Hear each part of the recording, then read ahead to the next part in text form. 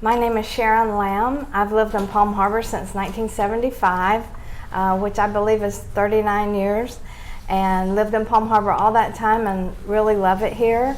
Representing the Palm Harbor Historical Society today in a project of interviewing people in the community. Today we'll be interviewing Sallie Parks, who has done so many things in the community over the years, and I've known Sallie for many years since I worked at the St. Petersburg Times, and she was the spokesperson for Mease Hospital in Dunedin. So with that, we'll get to Sallie. What is your full name, and why were you named this? Well, my name is Sallie Ann Rennie Parks, and I don't know how I got the name Sallie. I always wanted to be called Sallie Ann, however, and that's kind of Southern, and I wasn't born in the South. So I just have been stuck with Sallie. But because my name was I.E. Rennie, I changed it when I was a teenager to S-A-L-L-I-E. It was Y originally. Okay, great. What are the names of your parents and brothers and sisters? I only have one sister, and her name is Susan. Her last name is Ashton now, her married name. And Sue lives in the other side of the world, or at least the other side of the United States. She lives in Oregon and has almost always lived in California. But we're still very close and talk on the telephone regularly and so on. My parents were named Edna Vera Lampman Rennie, and that was my mother, of course, and my father is Bert Alexander Rennie. And they have kind of an interesting story. They both grew up in the same small town in Ontario, Canada, but didn't know each other because my father was 8 years older than my mother. So, they just kind of didn't move in the same age group and so on. So they met in Detroit, which is where they got married and where I was born. Detroit, okay. I didn't know that. And what is the place of your birth? It was Detroit at Harper Hospital, and we had, those were the days when doctors were different. We had the doctor that delivered me, gave me my child care all of my young life. And the date of your birth? Oh, my birthday is September 5th, All right. Okay. Do you remember your grandparents? What were their names? I do. On my mother's side, my maternal grandparents were Charlie and Edna Lampman, and they lived in Woodstock. My other parents, Thomas Rennie and his wife Clara, were dead by the time I was born, sad to say. But my maternal grandparents this is going to be hard to believe, Sharon, but I was a very shy child. No. Very shy. I don't believe that. Introvert. And my parents were very concerned about that. So they put me on the train every summer, and I went to stay with my grandparents over the summer. And because they lived in a small town, it's Woodstock, which is maybe 30,000 people, I could really, just kind of run loose. I mean, I would walk all the way across town, which was about 3 miles, to go to the public swimming pool. And I'd shop in the stores on the way home, and, they never worried about me. Wow. And I made lots of friends in Canada as well as my friends. In fact, sometimes I took my friends with me. We traveled on the train all by ourselves. Wow. And how old were you? Well, I started, my first year that I went was when I was 5. That's amazing. All by myself. Can you imagine now? I know. These days, how many I even children had did to that? change trains in London, Ontario. Oh my gosh. But my parents would put me in the care of the conductor, who would always make sure that everything happened that was supposed to happen. It was different back then. It was. Who is the oldest person you remember as a child, and what do you remember about them? Well, I thought everybody was old when I was a child, didn't you? I mean, even my parents were old, and my grandparents certainly were old. My grandmother was not that old, but she always had white hair. She had the most beautiful long white hair that she wore in a bun in the back. But she had white hair when she was 18 or 19 years old. So everybody that knew her only knew Edna as being a person with white hair. But those were the people that probably influenced my life the most in my earliest days, was my grandparents. And, that's all I can think of right now. Okay. Were there other older people that you knew who had an influence on you back then? Not your relatives? Yes, Sharon. I had, one of them was a relative, and that was my Aunt Mary. My Aunt Mary was what we called in those days an old maid, which meant that she never married, and she had a handicap that was what my mother and father always called a congenital hip, which I don't know what that meant, except that she was born with a disfigurement and that she limped all of her life. But she was my inspiration in many ways. One of the things that she did, because I was such a shy child, is she gave me elocution lessons. Oh. And paid for them, which was a very big deal. So everybody had to learn how, not only how to speak, but how to gesture at the right time, how to look at people and look them in the eye. There's a whole kind of formula, I guess you would say, for people that are teaching elocution and learning it. So I did, and it was funny. I mean, I still can remember some of the poems that I had to learn. Oh, really? Yeah, so those things stick in your head when you're 4 or 5 or 6 years old. Right. But my aunt was she was a secretary to the head of the AAA, which was, of course, the Automobile Club of America, which started in Detroit. And she adored her boss. His name was Mr. Ramsey. I remember her talking about him. And she would come to our house every Thursday night for dinner, and she would talk about her life and her, how busy she was. I think she was an excellent secretary, stenographer, and writer. So she was an inspiration for me in that she was a single woman who did very well, thank you. That's wonderful. Wow, that is an inspiration. Great. Do you remember any of those poems that you would like to say for us? It's kind of embarrassing to say them because they're so simple. I has a little doggy and his name is Pete. He has black fur and pretty white feet. Something like that. Anyway, those are the kinds of things, they were just kind of silly little lingos, but you had the gestures and so That's on. neat. Yeah, that's really interesting. I didn't know they taught just elocution like that. Great. Changing the subject, what did your mother and father do for a living?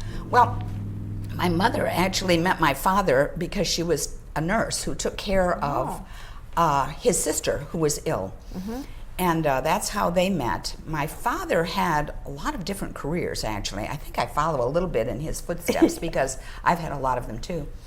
But he was a tool and die maker, which especially in pre-war and war times was a very important business because they were making, everything from ammunitions to tanks and what have you, and they needed people that were good tool and die makers. Right. Eventually, he became, this is kind of unbelievable, a rutabaga farmer. And Really? I'll tell you more about that later. And then finally, he went to the AAA and worked there as an insurance adjuster. Oh, okay. So a lot of different kinds of careers, and actually he owned a dairy at one time too, in my childhood. So a lot of different paths in his life. My mother was, while she was a nurse, she was really what we would call today a CNA. Did not have her nursing degree, but she went back as an older adult in her middle years and became a nurse, and that meant a lot to her. And she was a wonderful nurse, and it was kind of like she was cut out to do that. Oh, and she had a lot of health problems, and that's why she had to drop out of nursing school. Oh. She lived to be 90, and she never thought she'd live past 50. She had so many health problems, but Wow. she ended up doing very well. That's great. And she must have been very nurturing and She was loving. She was. We were very good friends. That's wonderful.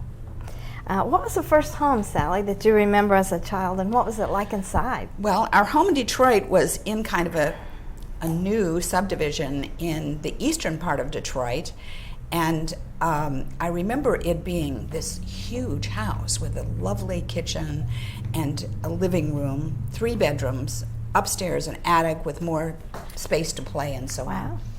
And I went back there to see it one time, maybe 15 years ago, and I thought, oh, that's not the same house. They've torn it down and put up a much littler house. Because that's what we all think, that our house is huge. And I remember it being sort of devoid of trees. It was like a new subdivision. Now it is tree-lined and just beautiful. So it's funny how you look at your own house. It was a lovely brick home, and some pictures of it will be included in this because you'll have a chance to see what it looked like. And I love that house. And one of the things that I remember about the house is, you remember there were days, you're too young to remember this, but there were days when you got milk delivery and we had postal delivery right to your door and that Yes. kind of thing. We had milk. Right, and eggs and cream and all of the things, all of the dairy products. And we had this dog, a wire-haired terrier that was very active. And one time when Aunt Mary was at our house, the one that I was telling you about, and my mother and dad were there, and we were having a family dinner, the dog jumped over the whole dining room table. The dining room table was about 3.5 feet wide. He was very, high-strung, shall we say.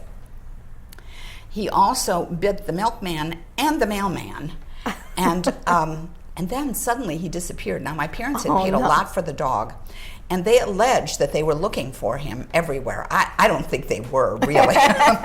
They didn't want us to get him back, but anyway, we missed that dog. He was sweet, but in the meantime, we had lots of other animals. It was pretty energetic. That's the one I remember. Right. What is the first thing you remember as a child? Sharon, it's interesting that you asked that question. The first thing I remember, I remember a lot of little things, but the first thing that I really remember is a trip to Florida when I was 4 years old. Really? We went to Daytona Beach. My mother was pregnant with my sister, so she was, stopping at every place that we could stop where she was throwing up because she was still having morning sickness, which I didn't know. And my parents tell me that I said this. We were staying in some kind of like cabins, I would say, in Daytona, and right on the beach, and it was gorgeous. And I would get up early, and there was a little girl in the next door that was close to my age. So she said to me one day, "Would you like to come over for breakfast?" Because our parents weren't up yet, or my parents weren't up yet. And she said, "Would you like to come over for breakfast?" And I said, "Yes, I'd like to. What are you going to have for breakfast?" And she said, "We're going to have eggs and potatoes." And my parents could hear, apparently, what I said. Potatoes for breakfast? That was a whole new thing for a northern girl. Yeah. Different. Sallie, tell us a little bit about your neighborhood and your school when you were a young girl. Well, my neighborhood was had a lot of kids because it was kind of a new place in Detroit, a new subdivision, if you will. It was new and fun, a lot of kids. So across the street from us were 3 kids. Next door to me was Norma Jean Wilson. I try to Google her every now and then to see, is Norma Jean still around? Because she was my age. Her parents were much older because Norma Jean was adopted. She didn't talk about adoption in those days. Not then. But she was adopted. I happened to know that when I got a little older. And we all went to Von Steuben Elementary School, which was about 12 blocks, maybe a mile walk. Came home for lunch, though. We didn't eat in the cafeteria or anything. We came home. My mother was always listening to Stella Dallas on the radio when I came home. Kind of one of those things you just remember, much before the days of television. And so you listen to serials on the radio. And I remember a lot of serials that I listened to, too, when I was a kid. But there was also some things that were happening in Detroit at that time. One of the things that was happening was race riots. And I remember being at a point where I was very fearful of going to school by myself, and sometimes my mother would walk me, sometimes my father came home from work to walk me to school, sometimes another parent would walk us back to school. It wasn't anywhere near our neighborhood, but it was still, kind of one of those things that was around, and you heard about it and read about it in the newspaper and that kind of thing. But I love Von Steuben School, and I still remember Mrs. Bates was my first grade teacher. I mean, I had wonderful teachers and wonderful experiences at that school. That's great. All right. What kind of food did you have on a typical day at your home? I don't remember anything particular except that every Sunday we had a roast of some kind. Roast beef, roast pork, roast chicken maybe, but usually roast beef. And a lot of beef in Michigan, of course. And then I remember at lunchtime we always had soup and we always had sandwiches. sometimes egg salad, tuna fish. Things like that. Yeah, things like that. The one meal that I always hated, and frankly I still hate, is breakfast. I mean, I like breakfast at lunchtime, but I mean, I like the breakfast foods. I just don't like to eat it early in the morning. Early, yeah. My mother would make me eat oatmeal and cream of wheat and Right, healthy things. yeah, healthy things. And I didn't like them very much. Yeah. So I always kind of fought that, but I was otherwise a pretty good eater. Yeah. How about on holidays? Did you have the big turkey and? Yes, and we all had that? some memorable holidays. First of all, because in Michigan you have weather to deal with at Christmas time and even at Right. Thanksgiving. One of the events that I remember is, well, I have to tell you a story about my favorite holiday, because my favorite holiday was always Christmas. Yes.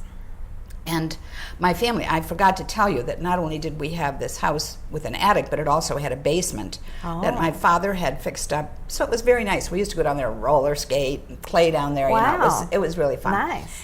And so at Christmas time, we always had a Christmas party in the basement for the whole family.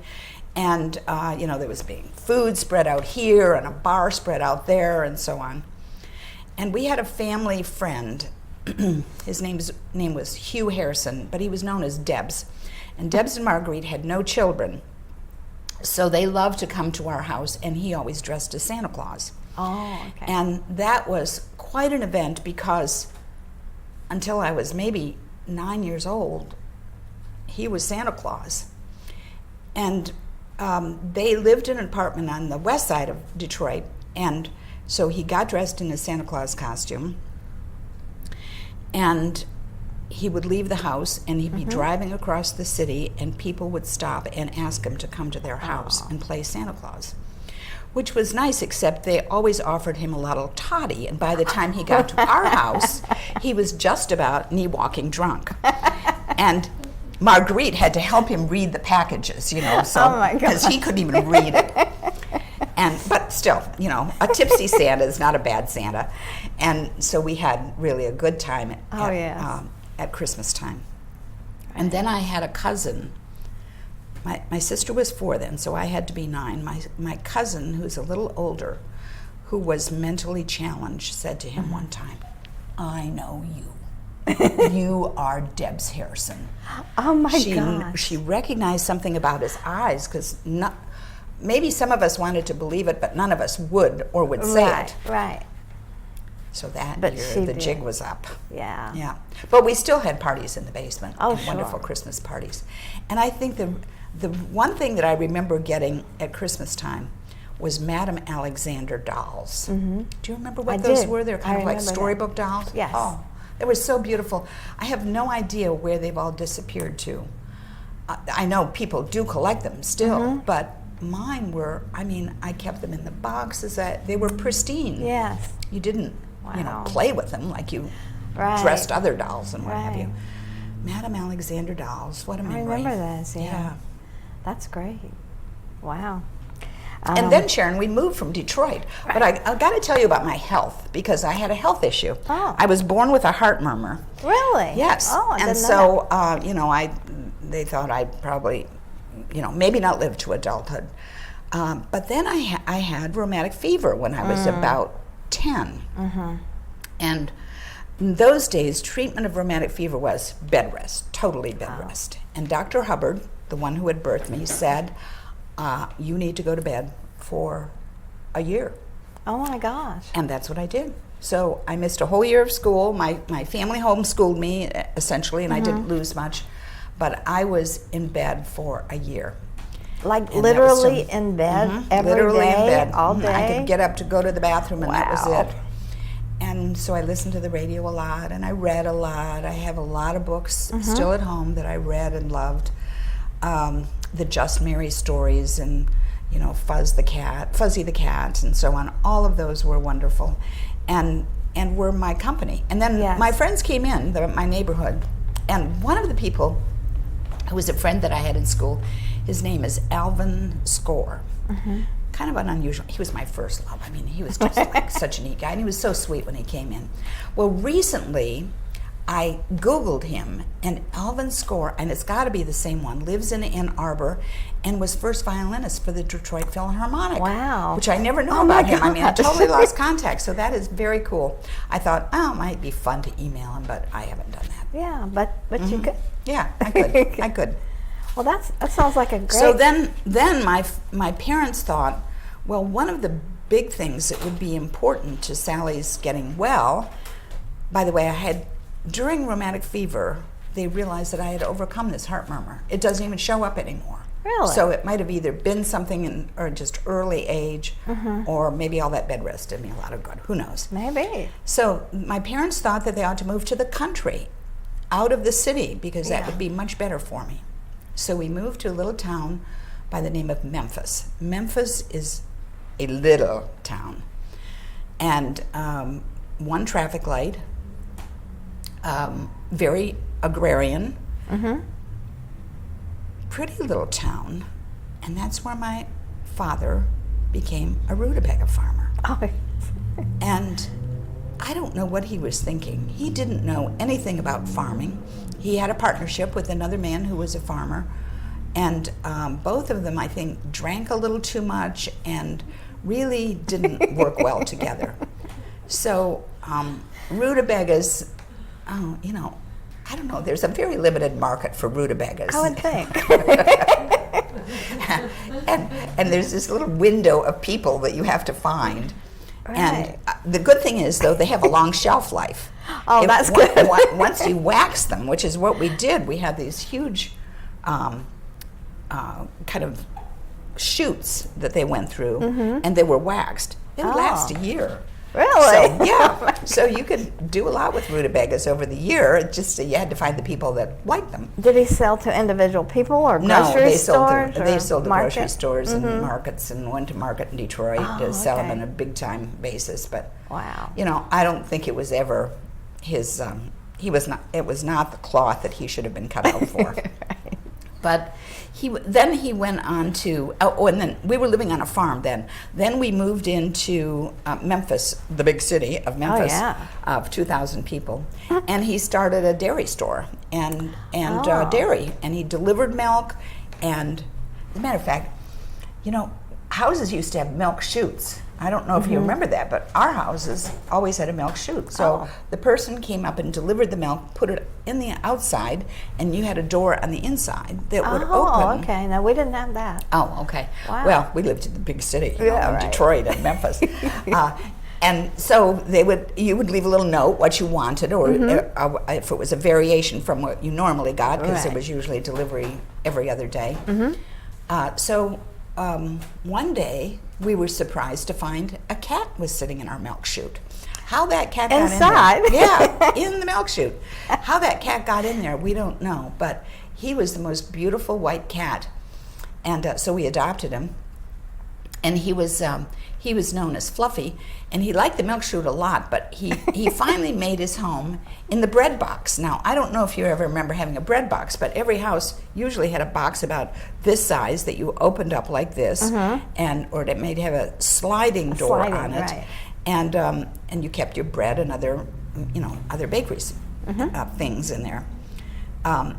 So Fluffy, we called him, was really very enamored with the bread box. So he slept in the bread box. We had to displace our bread to somewhere else in the house because it was not there. Right. So Memphis was a wonderful place to go. I went there then when I think I was in the 5th grade, and made a whole bunch of new friends. And they're still my lifelong friends, really, my Memphis friends. Wow. And we've kept in close touch.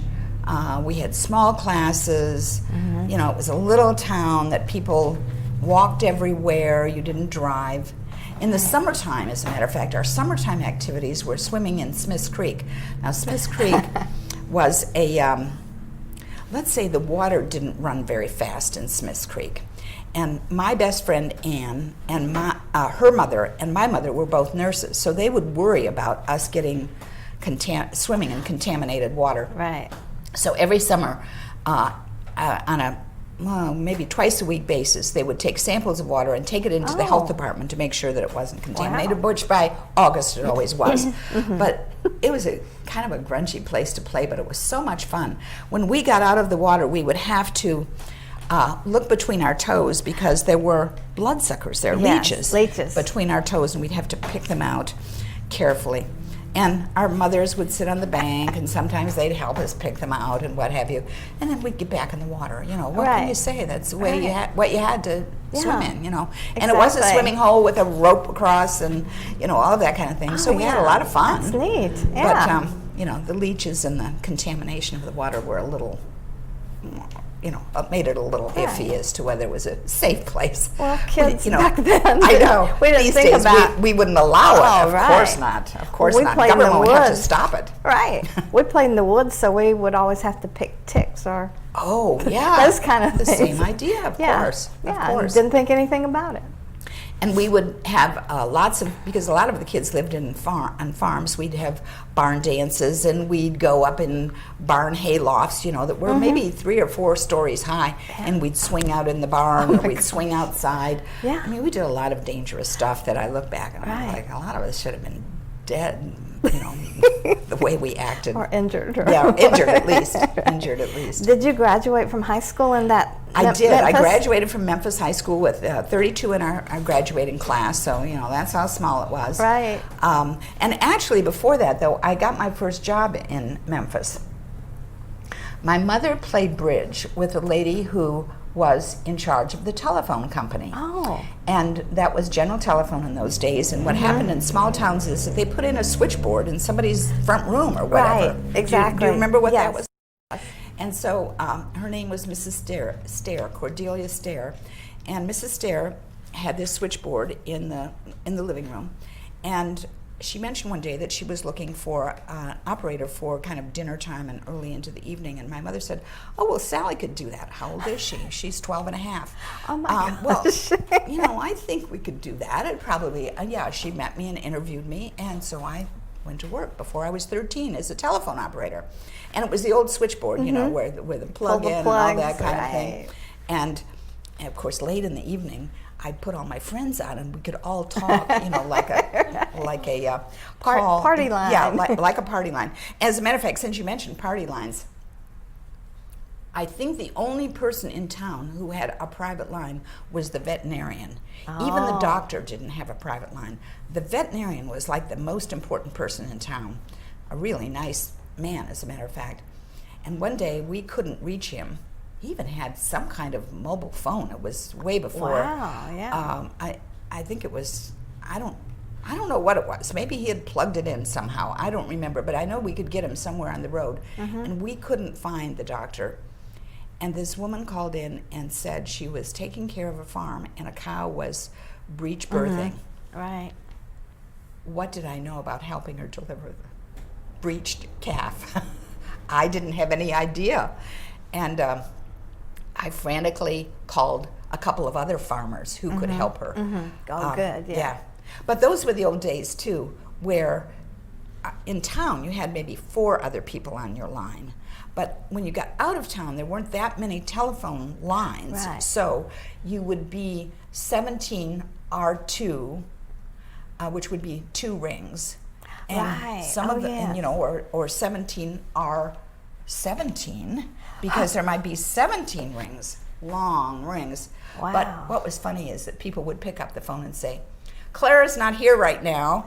I see her out hanging the clothes on the clothesline, so call her back later," you know. And so they would act as your service. Of course, sometimes they were listening in on phone calls too, which is very tempting. Kind of, I'm sure. very, very good part of the deal, because the rings went into every house that was on that line. Yeah, that's interesting.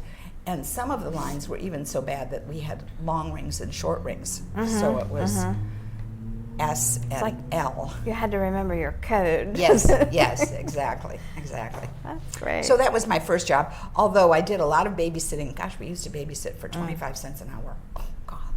And I remember one family that my friend and I, Ann, babysat for, they said, "We're going to be gone for dinner, so make the kids some sandwiches." "What have you got to make for sandwiches?" "Well, there's mustard in there." "And?" Yeah. Oh, that's what they're going to eat. Mustard sandwiches. Aw. It's like, oh my goodness. We had our Yeah. parents bring over food for the children. Right. We didn't babysit for them anymore. Oh, that's sad though. I know. It is. Wow. It is. Yeah. So those kinds of jobs were, remember when I babysat for 25 cents an hour with my friend, we split the money. So that was maybe 50 cents for Right. each of us. Yeah. Wow. And one night, we were babysitting for our superintendent of schools. His name was Mr. Showbrook, and Cecil and his wife were very nice people. And Ann and I really took good care of their kids. But they came home late, midnight or so, and we were so sound asleep that they couldn't get in their house. They pounded on the doors, they pounded on the windows. They finally had to go to a payphone to call us. To wake you up. To wake us up. Now, if the kids had made a peep, we would have heard it. I know that. But if somebody was breaking into the house, we wouldn't hear it, I Right. guess. I guess not. Well, maybe you would have. Maybe so. Sally, what kind of clothes did you wear back then? How did you dress? Well, in a small town, we dressed very casually. So we dressed, in blue jeans and, although, on Sunday we had dresses. Oh, We yeah. always wore dresses to church. Right. I sang in the church choir. They just needed another body there, I'm sure, because I was not ever a good singer, although I love to sing. And actually, I'm involved in Crystal Beach Community Church now, and there's a lot of hymns that we sing at Crystal Beach that I sort of laugh out loud because those were hymns that we sung as a choir when we were children. We had What a Friend We Have in Jesus. I mean, those were just old standby classics. hymns, Yes, that you yes. just, if you hadn't practiced that week, you could always count on singing that one, and everybody loved it. Right. And our church organist was Margaret Cook, and she was also the church postmistress. The town's postmistress. She was a wonderful encouragement to all of us who sang in the choir in the Congregational Yeah. Church. Nice. And so we always wore our little Mary Jane kind of shoes and a pretty little dress. And my friends and I must say, this sounds really silly these days, we like to dress up with similar clothing or even the same dresses. So we had a lot of pictures of us that were 2 or 3 of us dressed in exactly the same outfits. Oh, that's neat though. Yeah. Nice. So kind of like sisters, but not exactly that. And did you have on Easter, did you get a new dress and an Easter bonnet Oh, and the yes. little gloves Oh, and all yes, that? absolutely. All decked out for Easter. Yeah. Right. And yes, I remember buying those Easter hats very Yes. well. And my parents were not, at this point in their life, they were more wealthy when they were in Detroit, but at this point in their life when they lived in Memphis, it was a pretty simple life and they didn't have a lot of money to spend on things, but I always had a nice Easter dress and a nice Easter hat and a nice Easter purse or basket or something that went with it. Yeah. It was a big deal back It then. was, indeed. So other than the rheumatic fever, were you a healthy child? I was a otherwise? healthy child, yes. Played And outdoors a lot? Yeah. Right. Good. Other than the fact that I used to get in trouble pretty often. Well, that's healthy. Yeah, it probably is. In a small town, one of the things that we did one time, I think I was in the 6th or 7th grade then, we were in a building that was separate from the main school, and it was a building that had been built for 6th and 7th grades. And Ann, my friend Ann, who was my best friend, and unfortunately died a couple of years ago, Ann and I were always up to something. And her mother was a nurse, as I said earlier. Her father was on the school board. So we, for some strange reason, this was Halloween time, went to the chairman of the school board's house and pulled all of the beets out of his yard. Oh, my Now, he word. hadn't harvested them yet. And we wrote on the school with beet juice, with these beets. And we wrote everybody's name except our own, of course, so they knew immediately who it was. Well, we had, beet remorse, I guess you might say, quickly. As a matter of fact, we had it that night. And we went and told, did true confessions to our parents, but particularly to Ann and Ann's parents, Marguerite and Al. they said, you two go to your homes and go to your bed, and we'll go and see what we can do to clean it up. Oh my gosh. So they went out there and scrubbed it with cleanser, Bon-Ami cleanser, lava soap, everything they could find. Scrub, scrub, scrub. They said it was the only night that they had ever gone to a bar at 11:30 at night. They were so exhausted from all of this cleanup. We can still see the little faint marks on the building, but it was primarily cleaned. So, how about your fingers? Yeah, I know. We had bee juice on our fingers, yeah. So, I mean, we could have been found out. I think probably Al went to the school board and said, these kids are insane, they did this ridiculous thing. So just consider it forgiven. Yeah. So anyway, it all worked out okay, but that's what a little town is like. If you did something like that, you'd be thrown in the pokey. If they found out. Right, yeah, and they would have found out since our 2 names were not on there, but everybody else in the class was. That's funny, funny. Thinking back to your illness, what medicines or remedies do you remember that were used a lot back then? Well, mustard plasters. I mean, if you ever got a cold, you had to have a mustard plaster on your chest, right? And that would cure everything. Vicks was huge. Right. Stick it up your nose. Oh gosh, that's just so awful. And my mother, being a nurse, was probably overly concerned, and because I had that early illness, overly concerned. You're too tired, you need to stay in. But I must say, sometimes I would sneak out at night, and we would, she didn't know certain things. And it was probably just as well she didn't know. And those really were the only things I remember, because after I was past rheumatic fever, I really didn't have anything that were by any means considered serious illnesses. Good. Yeah. Good. Maybe the rheumatic fever was good for me. I needed a year in bed. Maybe so. Maybe we should all have a year in bed. I think so. Do you remember any of your other early playmates? Oh yes.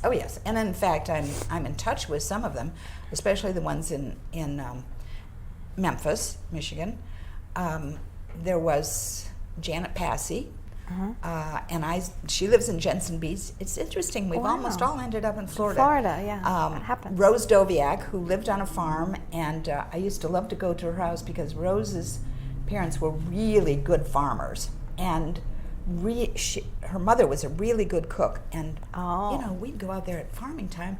There'd be 25 people at the table. Wow. Her mother, I mean, this was at lunchtime. That was when people had a big dinner at the middle of the day, and just see them bring out the food. And they were a Polish family, so they had a lot of wonderful Polish food. Yes. And so I still see and talk to Rose regularly. Janet I talk to regularly. A couple of them have passed on. We were a town also that had boyfriends that were not boyfriends. Right. Boys who were friends. Who were friends, yes, exactly. So my boyfriends were the 3 Bills. So that's Bill Firstenaw, Bill Sharney, and Bill Smith. And I talk to them all the time. We still, get together. I love their wives. We just have a good time together. And then Roger Walls was another one that was in our class who was a boyfriend. And these were the kind of guys that say, I don't have a date for the prom. Could you take me? And, of course you would. Yeah. And you could dance all night. Roger was the best dancer. Oh my gosh, I could dance all night with that man. And he doesn't dance anymore. I'm like, Roger, what a lost talent that you had that you haven't kept using. The group that we hung around with, there was probably 10 or 12 of us that, on Friday nights after the basketball game, you'd go to Richmond, which was the next town, and drive through the drive-in parking lot and just keep driving. You might not even buy any food. You just wanted to see who was there. And then maybe you might go in and have a milkshake or a Coke or something like that. Didn't spend a lot of money, but you wanted to see who was there. Right, I remember that. Yeah, people driving around. Every town had that, I think, in an earlier era. To see who was there and what they were doing? Yes. Who they were with? Yes. Right. Okay. As a child, what did you want to be when you grew up? Well, I'm of a vintage that the only thing you could be, at least you thought you could be, was a nurse or a teacher. Right. And I didn't want to be a nurse. I knew that. So I thought I wanted to be a teacher. So I looked at all of my teachers and said, what kind of a teacher do I want to be? Right. And saw some people that had introduced me especially to literature and drama. And so that was what I decided I wanted to be. And it turns out when I went to Central Michigan University, that's what I was. I became a teacher of English and had a major in drama at the same time, speech and drama. And so I had, a wonderful opportunity to do that as a dream career. That was what I wanted to do. Now, if I had that chance over again, oh my gosh, there's so many things. You know what I'd like to do, really, Sharon? This is my little secret in my heart of hearts. What I'd like to do is be a stand-up comedian. I keep looking at these programs, that, I mean, even out in our community, we have places where comedians go and do practice their stand-up and what have you.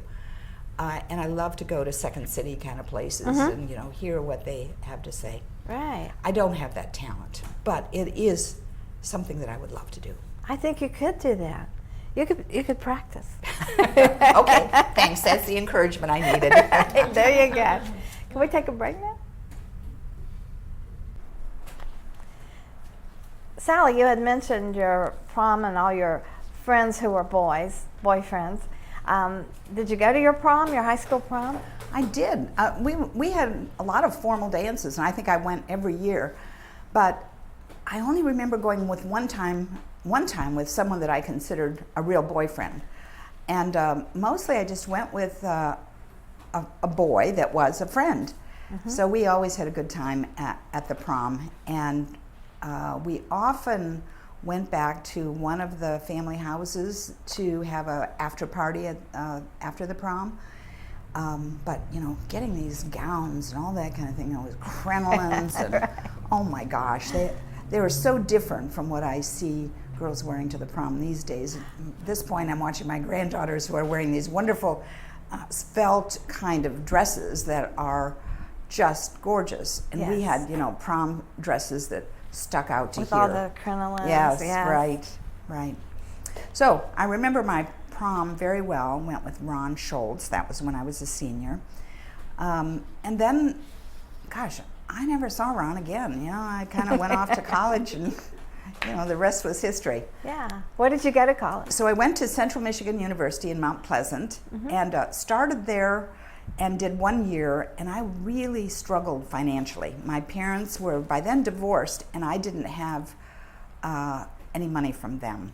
Yeah. So rather than I had a little scholarship, but it paid for the tuition, which was like $75 or something. It was very small tuition because it was a state college. So then I dropped out of school for a year. By this time, my mother had moved to Pontiac. So I went to live with her. Actually, it's on Green Lake, which is outside of Pontiac. And I decided that I was going to drop out of school for a year, and I was going to earn enough money to be a student for the next 3 years. So I did that, and I worked, this is of all things, working as a bookkeeper. Oh. Numbers are not my thing. How I ever got a job as a bookkeeper is just unbelievable.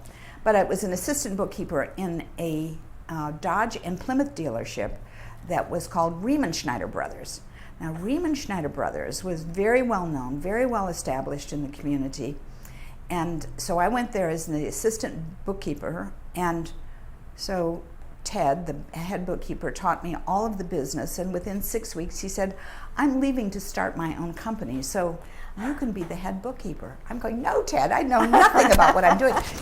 Being a bookkeeper in an automobile dealership is very important because not only do you need to keep records on what was bought and sold, but you need to, file the appropriate papers for the ownership of the cars and all of those kinds of things. So, oh my gosh, it was a huge job. And there were two Riemenschneider brothers, and Ernie was the one that was the real business head, and the other one, who's I think named Carl, was, how shall I put it? By 10 o'clock, he had tipped the bottle enough to just kind of stay in his office the whole time. It was very nice, never mean. He just drank a lot. And so Ernie ran the business, and the other one just kind of came and went. But they were always partners, and Ernie never seemed to complain about it. So, hey, Wow. I guess he liked running the business. So it was very sweet. I mean, they were very unhappy when Ted left and they were stuck with me, but they were very nice to me and helped me learn. And when I left a year later, they gave me the nicest party, and they gave me some beautiful outfits back to college Aw. that I never would have expected them to do. Very thoughtful men. And both said that they always wished that they had finished college themselves, so they could see what my goal was, my focus was. So, How yeah, it was nice. all okay. Yeah, very nice. So you did So I earn went back enough to money college. to go Yes. back. Yeah. Actually, I finished in 2.5 years. I took correspondence courses. I took heavy loads. I went to summer school. I just needed to get it done because in those days, college loans and big scholarships. I mean, I wasn't bright enough to get big scholarships, but I was able to borrow a little money from a family friend that I think they lent me $1,000 for my last semester. And I got it paid off very quickly after I got out of school. So I didn't come out of school with huge debt, which I feel sorry for a lot of kids these days that Right. do. So my first job after I got out of college was as the drama teacher at Owasso High School. Now, Owasso is a small town too, about 25,000 people. Has more than one traffic light, though, much more than Memphis, and has had a really nice high school, and I loved teaching there. And that's where I met my first husband, Don Parks, who was teaching at, and was a coach at the high school, but was teaching at a junior high school. So he and I met there, and were married. I went there in January. I graduated in January, and we were married the following summer. It was a whirlwind romance. What can I say? Wow, yes. Yes. So we lived in Owasso. I still have a lot of friends there. I'm very connected with Owasso still. It was my husband, Don's hometown, and I probably know more people there than he does now because I just stay connected with a lot of people there. Right. Wow. And just visited with one of my best friends from Owasso Great. a few weeks ago. That's great to keep in touch. And then I directed plays there. The first play yes. that I directed, I'm telling you, I just looked at these kids that were in this senior class. I directed a junior play and a senior play. But the senior play, I looked at these kids, I said, this is our town. I mean, this is our town. I can see every character here. And so I casted it, and it was like as good as I've ever seen. And I've seen our town on Broadway and so on, but they were good. Emily was just like cut out of the cloth to be Emily, you know. They were just wonderful, and it was a great experience. So it kind of put me on top of a lot of community respect, I guess, because I was able to produce such a wonderful Great. show. And that's we a did wonderful bunch of plays play. afterwards, you know, Madam. You know, and a lot of them. I won't even try to remember them all. how many years were you there? We stayed there in Owasso 4.5 years, and then came to Florida. Okay. Actually, we started traveling. We took a sabbatical for a year and said we want to go live in a warmer climate.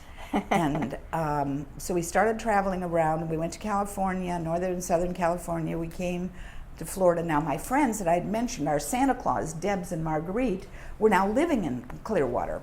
So we came to visit them, and we just fell in love with Florida. Oh, yes. And we applied for teaching jobs here, and we went back to Michigan, and we called our superintendent of schools one day, and he said, and we said we wanted an appointment with him. He said, you don't need to tell me, you got jobs in Florida, right? And we said, yes, we got jobs in Florida. So we had already signed contracts with the Owasso schools, because we had just taken a leave, and we were anticipated that we would come back, and we were under contract. But he was very nice to let us off the hook, and we came back to Florida, and we rented a house on Clearwater Beach, on Bayside Drive. We said if we're going to live in Florida, we've got to live on the beach, and so we had a little 2-bedroom house on Bayside Drive. But very soon, the house next door came up for sale, and Don's parents also bought a mobile home down here, and so they loved, us being on the beach. But we bought this house next door to where we lived. It had 3 bedrooms and 2 baths, which was more than we had in this little house that we were renting. And we paid $19,500 for it. And our parents said, oh my goodness, how are you ever going to burn the mortgage? You Right. know, they grew up in an era where burning the mortgage was maybe the most important thing in their life. Yes. They finally got the house paid off. And I don't remember, I mean, I think our house payment was something like $147, if I remember correctly. So, and you know, we were living on waterfront with a seawall and a dock and the whole thing. And what year was that? That was in 1964. Well, we moved here in 64. It was actually in 1965 that When we you bought that the first house. Yeah. Mhm.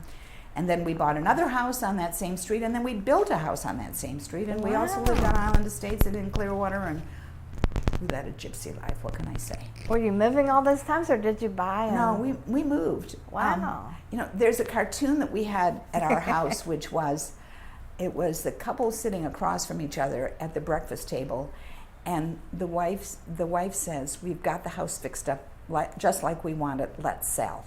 Well, we had pretty much that same mentality, that we sold a lot of houses because that, I mean, you know, you'd probably call it a flipper these days, because the first house that we lived on Bayside was, we lived there for maybe 3 or 4 years when our children were little. Then we moved down to Island Estates. We bought a house, we built and bought a house on Island Estates, but in the meantime we lived on Rainbow Drive while that house was being built, because we quickly sold the house on Clearwater Beach. And then eventually we built a house back on Clearwater Beach, on Bayside Drive. That was the one vacant lot that was left, and everybody says, "Oh, it's not for sale, not for sale." So we did our investigation, and we found that the man that owned it lived in Tennessee. So we sent him a check for earnest money and made an offer. And I don't remember what the offer was for, but you know, everybody said, "Oh, you're taking a lot of chance of doing that." And I said, "Well, we'll take our chances." And he bit. You know, we bought the vacant lot and built the house that we always wanted. So marvelous. And then you lived in that house for some time? yeah, we lived in that house for a lot of years. And as a matter of fact, one of the things I've always found about houses, and I'm fascinated with houses, is that your needs always change. When we first moved in the house, our children were very little. I forgot to mention children, because we had Sherry, who was born in 1964, and Steve, who was born in 1966. So we moved into this house where I'm talking about, that we built a house on Clearwater Beach on Bayside Drive.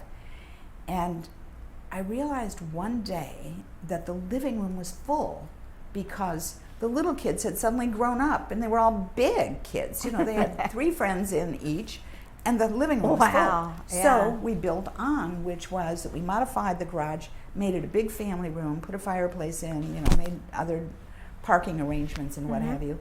And so then we had a much bigger house, and that was great. Right. Then, you know, eventually the kids all leave. Then you got too big. Yeah, of a when you got house. too big, then you downsize. I mean, that's the way it is. It's a very dynamic situation. Now I'm living in a house where we built because my husband is handicapped. Alden, I was divorced from Don, and I met Alden, and that's a whole other story that we'll get into later. But now we're in a house that is built for a handicapped person, so everything in it is, you know, adaptable for his handicap. Wow. And so, you know, it's just the way life is. You It change is. all the time. Right. Everything changes. What was this area like when you first came here in '64? Well, I do remember that where Clearwater High School is now, which is on Hercules and Gulf to Bay, was the edge of town. It was the edge of town. Highland in Clearwater was a corner that had a lot of model homes on that were Ruttenberg homes. So because I remember visiting the home that was on the northwest corner as a model home.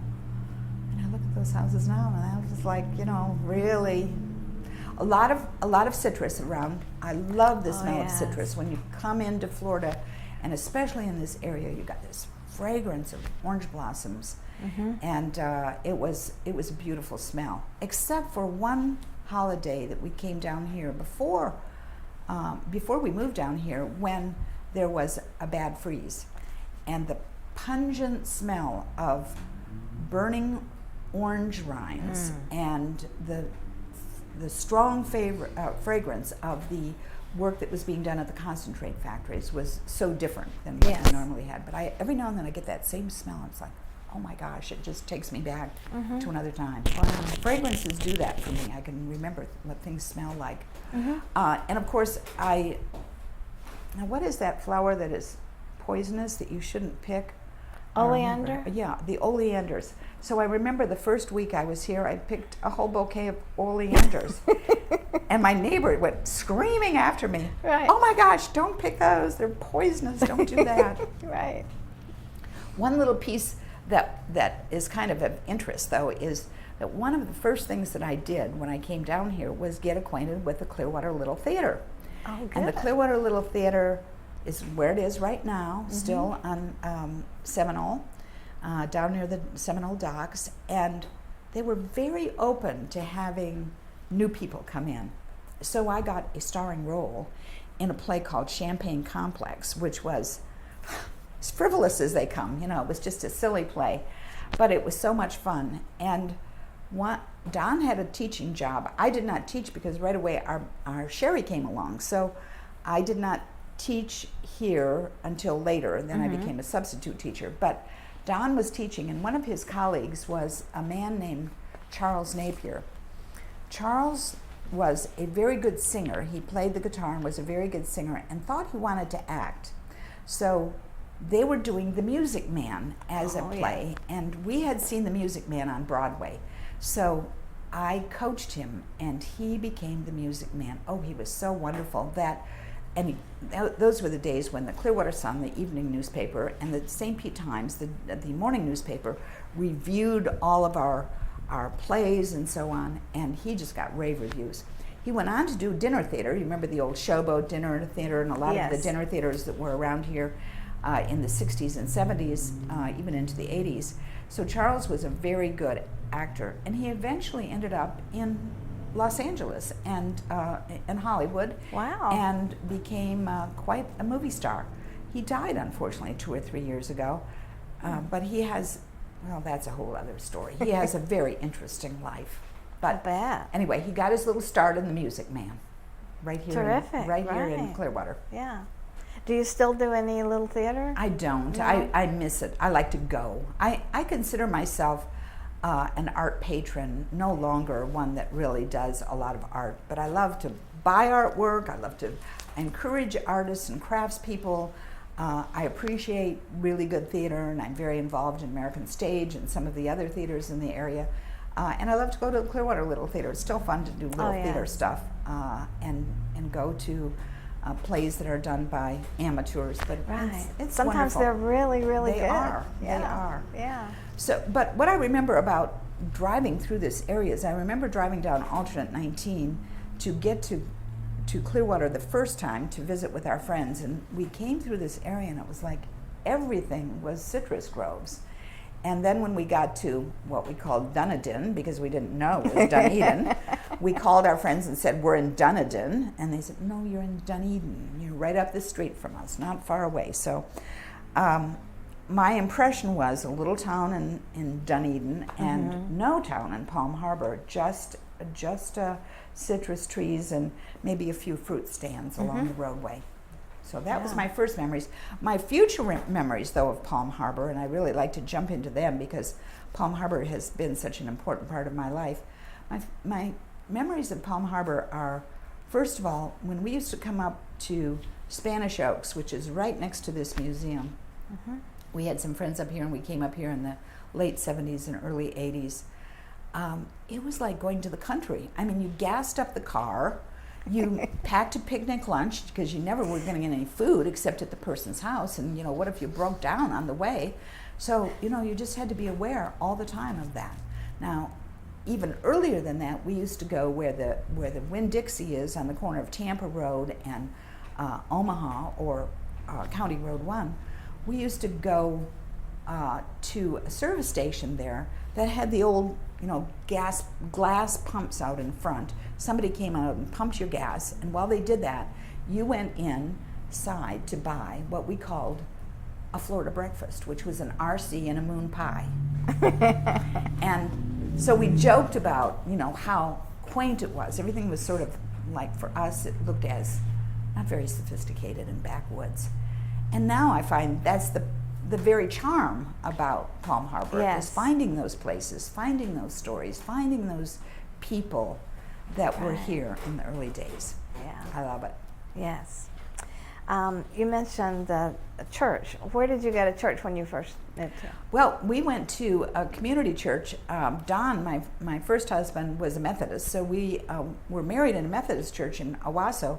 But when we came down here, we went to the Clearwater Beach Church, and it is a community church, and that's where we go to church now, Crystal Beach Community Church, which is a church. But the one on Clearwater Beach is also a community church, and it's called Chapel by the Sea. Oh, And yes. it's a favorite place for weddings. As a matter of fact, my sister came here and got married there, and it's a lovely little church, and I still enjoy going back there. Then, as our children were growing a little older, we went to Trinity Presbyterian Church, primarily because they had a really strong Sunday school. And I insisted that my kids go to Sunday school. Now, Yes. they went to Sunday school, but they don't go to church now, so a lot of good that did. But I tried, and I did what I felt I was obligated to do as a parent. And they go to church on holidays, but beyond that, they're not regular churchgoers. Yeah. So through Trinity Presbyterian, though, I made a lot of lifelong friends. Good. And there were a lot of classes. There was a searchers class that was young adults. Now we're all old adults, but that group is still together, and I see a lot of the people, see them a lot socially, and sometimes they invite me to things. So they were a wonderful group, and my kids still remember a lot of their friends and Sunday school teachers at Trinity Presbyterian Church. So that was a great experience. Yes, very good. Yeah. What did you do for fun? Were there movies? What did you do for fun things in the area? Oh gosh, yes. We went to the movies a lot. Now there was a drive-in theater somewhere close by. I'm trying to think where it was. But we did go to the movies, and there was, of course, the Capitol Theater, which is now a performing arts center, was one of the movie theaters. Oh. And there was another movie theater down the street that is about Cleveland Street and McMullen and Martin Luther King, called the Carib Theater. And it was a very big theater, and the man that owned it was so cute. He and his wife, he'd sell the tickets, then he'd run inside and tear your ticket in half, and then his wife was selling the popcorn and sodas, and you would go into the theater. One time, my mother and I went to the theater for a matinee to the Carib, and the man, by the way, always made everybody stand up for the national anthem, which he played before the movie started, and you'd better get out of your seat, or he was going to come and speak to you about not getting out of your seat. So one day, and he did all this on a loudspeaker. So one day, my mother and I went to the movies, and I had money just enough for my own ticket, and my mother had a $20 bill, and he didn't have change for a $20 bill. So he said, just hold on, and I'll go down to the bank. There was a bank right around the corner, and I'll get the change for the $20 bill. So he got on the loudspeaker to announce to everyone that he had to go down the street to get change for a $20 bill. Oh, my word. Which is so funny as I look back at that in perspective. Right. And my mother and I always laughed about who always went to the Carib with the right change because they didn't have big bucks in the till. Right. One of the times that I remember at the Carib was that I took my kids there to see Willy Wonka and the Chocolate Factory, and they just loved that movie. And they were very young. I mean, I don't remember how old they were, but maybe 3 and 4 or something like that. They wanted to stay and see it again. And then they wanted to stay and see it again. And they wanted to stay, they just loved that movie, and they just couldn't get enough of it. So I think we stayed 3 times through it, and they went back up and paid, for us to stay. That's neat. So we did go to the movies a lot. But I forgot to mention, when I lived in Detroit as a child, one of the things that happened was that men were very involved in wartime activities, the Second World War. So when I was very young, my mother took me to the movies a lot, and it was the old Ramona Theater, which, by the way, I Googled and got a really good story about the old Ramona Theater. It's still there, and there are really lovely pictures of it online, so it's a really old theater. And there was a restaurant next door that was actually more of a chocolatier called Sanders. Now, Sanders has like the best chocolate in the world.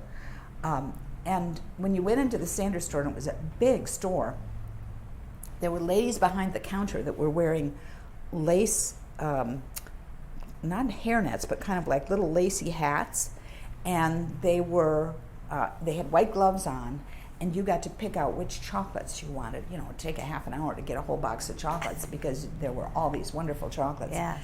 And then in the middle of the store, this was all around the periphery of the store, in the middle of the store they had these zigzagging counters that were where people ate their lunch or even dinner. So my mother would take us there for dinner, and then we would go to a movie, or sometimes we went to a movie in the afternoon. I don't remember the name of the movies, but I remember this, that there was always a newsreel. Yes. There was always a comedy of some kind, and there was always some kind of sequel story. You know, it might be a Roy Rogers, it might be usually a Western, but some kind of story that was going to bring you back next week. A little bit like they do on television these days. Right. You know, they tease you with enough of the story so that you're going to come back and pay your movie entrance fee again next week. Wow. So that's what we did when I was a child. So I was always kind of hooked on movies. I really love movies. In fact, my favorite thing to do these days, Sharon, every year, is that I have a Academy Award party. And I invite girlfriends, it's girls only, and I invite my girlfriends, and we bring some food and have a little toddy and trash talk people's, dresses, Yes. or, who didn't get nominated or who did or who got ignored when it came to a regular Academy Award. We all of this circle of friends loves movies, and so we love to, have that celebration. Right, that's great. So yeah.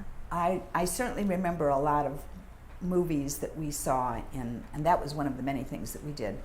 But one of the things, my earlier life in Clearwater was something happened to me that got me involved in the community. And that was that I was at Chapel by the Sea one Sunday, and I was talking to this very nice woman, older woman named Margaret Boudreau, and I said, you know what, it's 1964, and I can't vote for the president because I just moved here in August.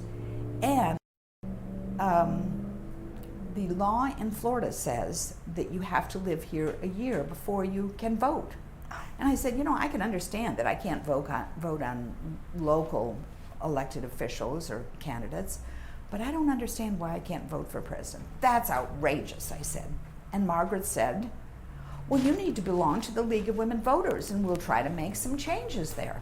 So that's what I did. I joined the League of Women Voters, and Margaret was one of those people that was, she was a retired dean of women from Pratt Institute.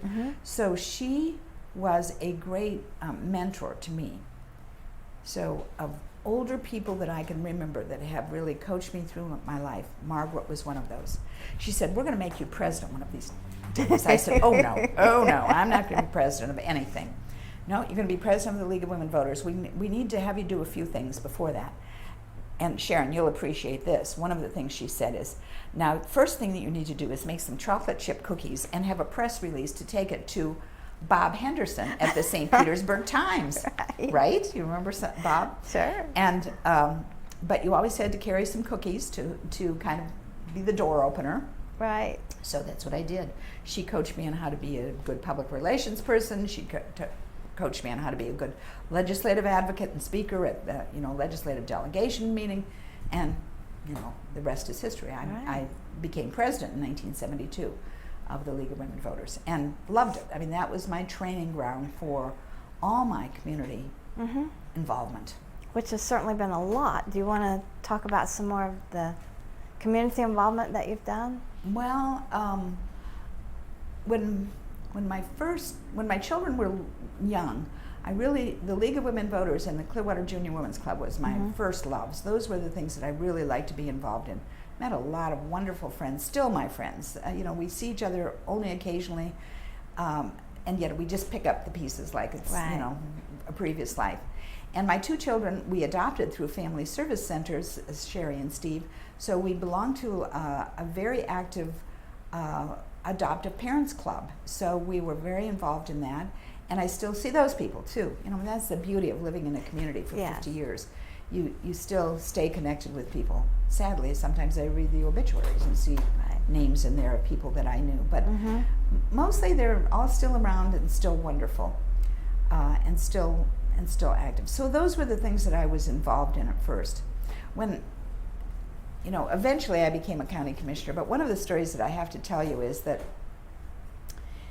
in the early 70s, I think it was 73 maybe, the majority of our county commission got indicted. Do you remember that, or remember hearing That's about it? before I at came, least? but I heard about it. Right, Yeah. right. So they didn't like the League of Women Voters very well because we spoke out on development and things like that, and they all were indicted because of passing money around for from developers. Yes. So they, I took a certain pleasure, shall I say, in their trial, and went to their trial like every day, and it was just like a soap opera. I mean, Yes. it was going back day after day. Harry Fogel was the judge. He was a wonderful judge, and it was one by one they all went off to jail. But during that time, there was something else that was happening, and that is that in the courtroom next door was something called the Dunedin bathtub murder, which is what the St. Pete Times wrote about. And there was a state attorney, so the prosecutor was there, a young guy, and an older man whose name was Lloyd Mosley, who was defending this man who had been accused of murdering his wife. So when they took breaks in the trial of the county commissioners, I would walk over there and sit in the back and listen. Right. Well, the county commission's trial, finally, they all were sent off to jail. But I had to keep coming back to this one to find out what it was. Now, Lloyd Mosley was a wonderful defense attorney, and everybody expected him to win. And he was probably the main man of defense attorneys around here. But the prosecuting attorney was a guy who, as it turns out, it was his first trial. And his name is Bernie McCabe. Oh, wow. Who is now our state attorney. Yes. And he had been sent in by Jimmy Russell, who was then the state attorney, sort of in a baptism by fire. How can you do? And he did very well and won the case. Wow. So the guy went off to prison, and Lloyd Mosley lost, and he didn't lose many. So that was quite a story. So I kid Bernie McCabe about that now, you know, Right. like, I saw you when The first one. you used to be skinny, and I knew you when. Right. And I used to be skinny too, I'd say. So that whole experience of watching elected officials and how they operated and what have you caused me some concern. So I decided I was going to run for school board. So I went to the Republican Party. Then it was partisan, not nonpartisan as it is now. Right. So I went to the Republican Party, and they said, when I said I wanted to run for school board, there had never been a woman school board member. Now, Sally, you just go home and take care of your children, and we'll take care of the school board. So they were totally intimidating. And so I decided that I would go home and take care of my children, and my time would come, and it did eventually when I didn't run for the school board. And the person who did run for the school board, shortly after that, I think not that election year, but a year or two after that, was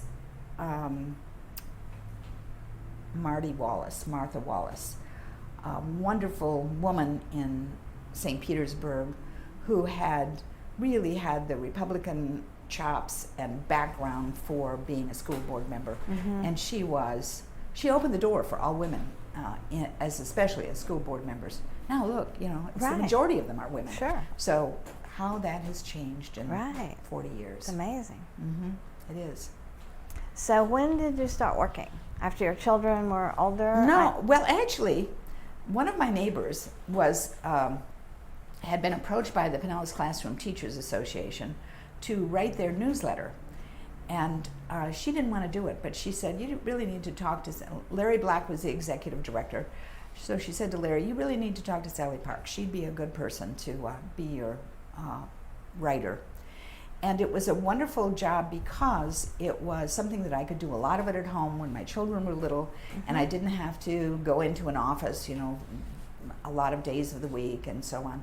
So I did take that position, and I did that until my children went off to school. So it was for about 6 years. Yeah. They were little and, you know, grew up and were ready to go off to school. And then I started substitute teaching. Now here's one thing that's funny. So my major, of course, was English and speech. So I was certified for high school here, but because my husband was a phys ed teacher, for some reason, everybody thought I could teach phys ed. I mean, I'd show up and, you know, I'd be trying to teach volleyball. I didn't even know what the rules were for the game.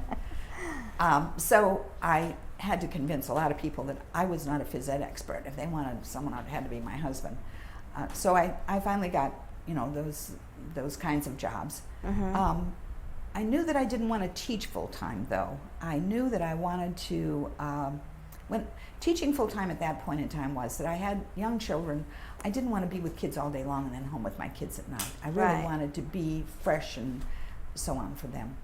And in the meantime, Don and I had bought some businesses, so we had a lot of businesses. We had a chain of pizza restaurants.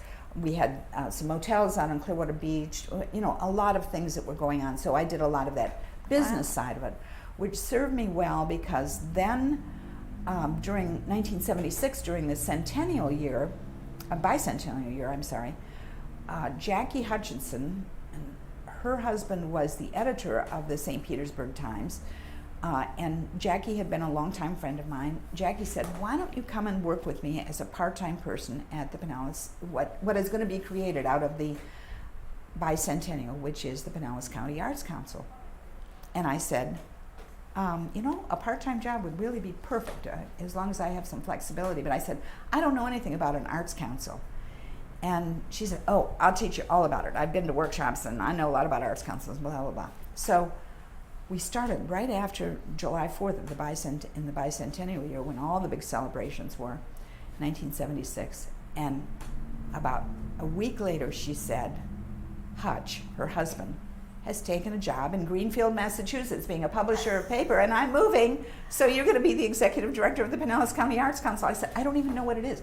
I mean, is there a pattern here of people leaving me on the job? You know, they get you in there. Yeah, really. I was there, and, you know, who else is there, kind of thing. Wow. So I started the Pinellas County Arts Council. We had no money. We had $2,000 in assets, which was centennial coins that were stored in a vault in Pete Mullendore's office. He was clerk of the court then. And but the county was willing to give us some office space. So, you know, basically, and they appointed an arts council. And they basically said, well, you don't have any pay, but you are the executive director, so just go out and raise your salary and do good things. So the timing was everything, because it was a time when the Florida Council for the Arts, that wasn't what it was called. Florida Arts, no. Anyway, I think it was Florida Council for the Arts. They were looking for some good homes for some grants that they had, especially artists in schools. So we started out with an artist in schools project. Doug Clement was the first one that I hired, and he was an artist who was doing a lot of artwork for us to get us brochures and materials going. Those were the days where, you know, it wasn't a website. You had to have something to hand out in paper. And the second person that I hired is one of my favorite people, is Dr. Kathleen Monahan, who is in Tarpon Springs as the assistant city manager and head of cultural affairs in Tarpon Springs. And Kathy was fresh out of college then. She lived in Tarpon Springs. She rode a motorcycle to work and had this flying red hair, and I just was terrified that she was going to have an accident on alternate 19. And, you know, that was the day before helmets and things like that, and she just, you know, flying to work with this red hair streaming. She's still one of my best friends. I mean, I talk to her regularly, and we'd have such a good time. And, she's getting ready to retire. It's unbelievable. But when she left the Arts Council, I said, Kathy, going to a place like Tarpon Springs with a name like Monahan and red hair, you're never going to make it. Well, listen to my advice, Kathy. She's there 30 years later. Right. It's amazing. But she was head of our Artists in Schools and developed our Artists in Schools program just beautifully. And then we hired some other people that were making murals and doing a lot of good work. And we had a bonanza because we got somebody that would be willing to listen to us in talking about CETA funds. I don't know if you remember what CETA funds were, but it was basically a jobs program, not unlike the WPA in the 70s, late 70s and early 80s. So Frank Bowman, who worked for the county, I convinced him that he really needed to fund some arts projects. And we ended up getting over $300,000 for arts projects. Wow. In 1 year, annually. And he and I, Frank and I, went to national conferences to talk about how CETA funds were appropriate for artists, just as they were for, road construction or anything else. So we really made a good case for it, and we had very, no pushback from anybody about that. And we had a lot of people that were employed in very hard times for artists. Palisades Theater Company, which is now American Stage, also got CETA funds. I was an advocate for a lot of other CETA funds besides those. And what did the newsletter that you did that lead to your job at Mies? It did. Actually, one of the things that made me a little uncomfortable about the Arts Council in 1981 is that we were starting to go out and try to do memberships and what have you, and that seemed to me to be competing with the arts organizations in the community. I mean, that's really what they should be doing and what we were training them to do. So I said, well, it's time to get some new blood in here. I've done this for 5 years. It was a whole lot of fun. Honestly, Sharon, if you looked at my resume, you'd say this woman can't hold a job. Because I just moved on. When it's deja vu all over again, I'm ready to move on. And that's the way I was getting with the Arts Council. So I went to, actually I didn't apply for any jobs. I just thought, well, something's going to happen. So Bob Watson, that I worked with at the Arts Council, called me and said, we have a job opening at Mies Hospital, and you'd just be the perfect person. I said, my mother and my sister work at hospitals. I don't want to work at a hospital. And he said, no, come and talk to me. So Bob, who was already a good friend, convinced me that I should come and work for the hospital because, and I really agreed with him on this, hospitals at that time, this was in 1981, were doing a terrible job of communicating what all of the medical jargon was about. Right. And I felt like I could be the translator of that. And so Bob said, yeah, you'd be a good one. Now, he's the executive director of Mies Hospital Foundation, so he took me to Don Schroeder, who was the executive director, as they called it in those days, of Mies hospitals and Mies clinics. And Don and I just got along great, and I was hired. And it was just a wonderful job, so much fun. One of the things that I loved about that job is that every day I had a calendar, and I'd be driving to work, thinking about what I was going to do, and the day never went like that at all. And that's, you're being a newspaper reporter, you know what that's like. It trains you well for being flexible. For anything. For anything, that's right. Expect the unexpected, because Yes. that's what's going to happen. And it was, to me, the fun of the job. Yes. Is to have that expecting the unexpected.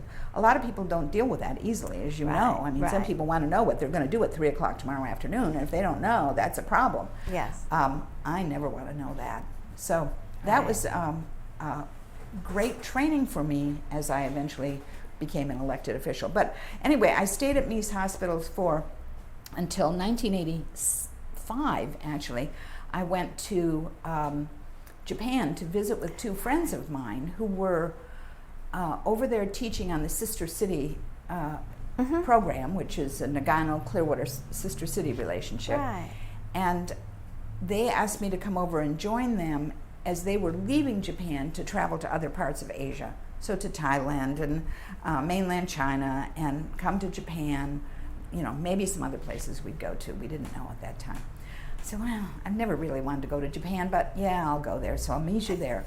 Well, it was a love affair at first sight. I mean, I just loved Japan. And when I came back after 2 weeks of traveling with them, I said, I've always wanted to live in another country. I think I'm going to live in Japan. And so that's what I did. I went to Don Schroeder and I said, Don, I'm asking for a sabbatical for a year. So he said, well, Sally, let me think about it. And then he said a few days later, no, we can't do that. I said, okay, well, I'm resigning, and I'm very comfortable with that. I assumed that's what you'd say. I was fine with that. And so I resigned, and I went to live in Japan, which was, by the way, a connection we have with the St. Pete Times, because Bob Henderson wrote a couple of articles about me. Yes. And this mad woman that was going to Japan who had no job, she didn't know anybody there. My friends had all come back by then. I didn't know where she was going to live, didn't know, what her future was going to be in Japan. She was just going off on this lark. And by this time, my kids were both out of high school, so this was, they were kind of on their own. And you were. And I was divorced, so I right. was, I was good with leaving and leading the gypsy life. But I figured, look, I'm an English teacher. I can certainly find a job teaching English. I'd never been trained to teach English as a second language, however. So, but I went there in March, and before I went, I mean, even the doctors at the hospital thought I was a pitiful case. They would send me a little piece of paper. I have an aunt that's a nun in Kyoto, and if you have a problem, you can always call her because she speaks English, or whatever. There were all kinds of these little messages that people gave me, including one from my sorority sister who said, here's my, and I'm going to write him about you. Here's my cousin that lives in Tokyo, and he just lost his wife, and he's lived there for 35 years, so you really ought to meet him, and so on. So, and I wrote all of these people notes. If I had an address, I wrote a note, and I said, I'm coming to Japan, I may be calling on you, and et cetera, et cetera. So people called me, and it was very nice. I didn't know where I was going to live, but I knew I was going to live in a hotel for the first week, so I had the name of the hotel and the telephone number. So I heard from a lot of people, one of which was the cousin of my sorority sister, who called me and said, would you like to go out to dinner tomorrow night? I said, well, sure. So we went out to dinner, and we had a wonderful time, and he took me to a place called International House of Japan, which is a very, was built for a very specific purpose, which was that it was meant to be where foreigners met, where the Japanese, and it was started by the Rockefeller money, actually. And so it is right in the middle of Roppongi. Roppongi is the most, posh place to be around. A lot of foreigners around there, but I mean foreigners, Americans primarily. Mm-hmm. And so we went to the International House of Japan, and it turned out that it was kind of like what I would call a high-class college dormitory rooms. Oh. And he said, I'm a member here. Maybe you'd like to move in here temporarily until you find someplace. And I said, well, gosh, yeah, that'd be nice, because they all speak English. They can answer my telephone, so if I get some callbacks on jobs, I had no job. So I'm going to apply for jobs. And, it's very convenient to the trains and all of that kind of thing. So I said, yes, that would be great. The day I moved in was the biggest snowfall that they had in Japan in March in 20 years. Wow. But it was okay, and it was a great place to live. And I kept walking by this bulletin board that had a sign on it that said, wanted, woman who is a Rhodes Scholar that can help me write my PhD. Well, I'm no Rhodes Scholar, so I kept ignoring it. Oh, in exchange for that, an apartment. Oh. But I started looking for apartments. The apartments in Tokyo are not lovely for foreigners. First of all, you got to put down something called key money, which is a huge deposit, which you don't get back. Besides a deposit for the apartment, usually first and last month's rent, and other deposits. And but they were all really grungy and filthy and what have you. So I became desperate after I looked at it. So finally, I looked up there and I said, "Well, I'm going to call this person." So I called the woman, and it turned out that she was writing her PhD from the University of Michigan on women's issues, and needed help just doing some editing and some little rewriting or best use of English language. So it was a match made in heaven. I mean, she had an apartment that was her father. Her father had been a writer, so she had an apartment off to the side. It was small, but compared to how most people live in Tokyo, it was probably pretty good size. So I described to my students, I had many adult students, and I described to my students what size it was, and they'd always say, "Oh my gosh, that's huge." Their whole family of 4 lived in there in that size apartment. So, but I had a kitchen and a bathroom and a living room and a bedroom, and it all worked out great. Yeah. And so I got my apartment and loved it. So, but I would see what happened when I was there was that I put together a lot of different jobs. So I was I'd start on Monday night, and I was teaching at a company in the Ginza in downtown Tokyo. And then Tuesday, I taught all day at a school and did a radio program and a number of other things at a school it was really a juku school. Juku means after school learning kind of thing. But I had some adult classes. Those adults, by the way, are still my best friends. Then I had classes on Wednesday and private tutoring on Thursday, and I finished by 5 o'clock so I could travel on the weekends because, Japan's a country where you can jump on a train and go anywhere for a weekend. It's a small country. It's the size of the state of California. It's easy to get around with a great system of transportation. Yes. So that's what I did. Almost every weekend I traveled. If I wasn't working for Takuza-san, who was the woman that I was writing helping her write the doctoral dissertation. So then, but then I met Alden, and he had a summer home in Nagano-ken, which is, again, back to the sister city thing. I mean, all these things are so intertwined, it's really kind of weird. But, nothing is coincidence. It's always some other plan that we don't know about, God's plan probably. So Alden and I kind of became a couple, and we did a lot of traveling together and so on. And I came back at Christmas time, and Alden was getting ready to retire. And I came back and I stopped in at Mies Hospitals and I said, this chapter is really closed. It feels good. I saw everybody. It was wonderful. I had a nice retirement check that they gave me for several $1,000s, and it was just very sweet. So Jack Travis, who was the hospital administrator and assisting Don Schroeder, said to me, "So what's your telephone number in Japan?" And I said, I gave him the phone number. I said, just keep in touch. So they started calling me and saying that the person that they'd hired at Mies Hospitals was not working out for them, and they wanted to.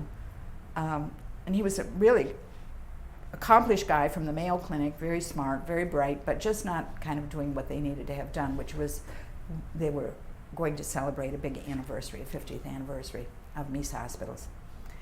So he started asking me if I'd come back. I said, honestly, I'm not coming back right away. I was going to stay out for a year, but I decided I'm going to stay a year and a half, and I've got some travel plans. I'm going to go to other parts of Asia and blah, blah, blah, blah, blah. And I said, and my plan is that I'm going to fly into California, and I'm going to I'm going to buy a car and drive to Florida and, have my stuff moved back. I have some stuff that I bought in Japan. He said, "Sallie, whatever it takes." I said, "Well, I want an increase in salary. I want a new title, director of not just public relations, but director of marketing and public relations. And I want you to bring all my stuff back for free." And he said, "You got it. And I need a place to live," by the way, I said, because I sold everything when I left. Right. I had stuff in storage. And he said, "Oh, yeah, we'll get a place for you to live, too, no problem." So they did accommodate me till I could find a house, which I did. I had a house up near Klosterman Road. That was my first house in Palm Harbor, which I bought in 1987. But I knew I wanted to live in Palm Harbor. Clearwater Beach had changed. It wasn't as appealing to me, and I knew I wanted to live in Palm Harbor because it had this wonderful charm, and to me, all of the assets of a beachfront without too beachy. Right. If you know what I mean. Right. Because eventually, people find you, and it becomes a tourist attraction. Yes. And that's not a bad thing necessarily, but for me at this point in my life, I wanted to live in Clearwater. I mean, in Palm Harbor. Palm Harbor, right. And then I started meeting all these wonderful people in Palm Harbor, and falling in love with it in a way that I kind of like reinventing myself. Learning about Palm Harbor. Palm Harbor has today it has about 67,000 residents. it had a few thousand when I first moved here. Right. I mean, it was tiny. But I remember, Charlie and Winota's fruit stand on alternate 19. I remember that very well. And that was before I moved here in 87 rather. But on County Road 1 was Mrs. Wiggins' fruit stand. I don't know if you remember Mrs. Wiggins, do. but she was a little tiny lady with her hair all pulled back and always had very fresh fruit and vegetables. I don't remember whether she did it in the summertime. I just remember it in the wintertime. But anyway, those kinds of places were, not what you found around Clearwater or even Dunedin at that time. Right.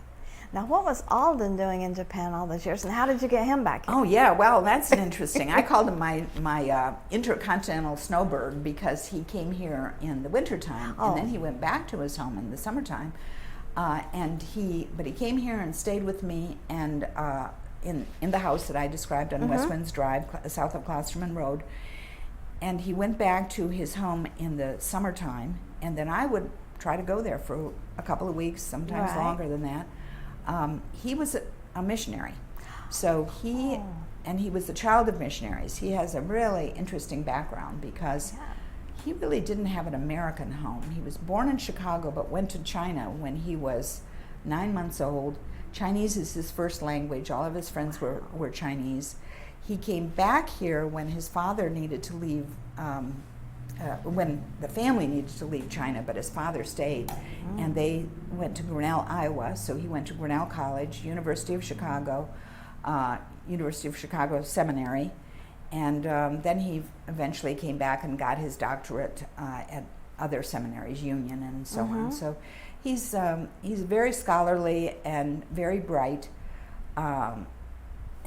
I tell him that it's an interesting situation. First of all, he's a good bit older than I am, and the relationship that I have with his daughters, he has 3 daughters. I say that his daughters are they're not my stepdaughters by any means, because I never reared them in any way. And he said, you're really their big sister. Yeah. And that's the relationship we have, which is kind of sweet, because that is the way I feel, and I think the way they feel about me. So that's fun. And so one of his daughters was born in China, one of his daughters was born in Japan, one of his daughters was born in the United States. So they've all had very international experiences, and I love that about them. They're very lovely women that I thoroughly enjoy.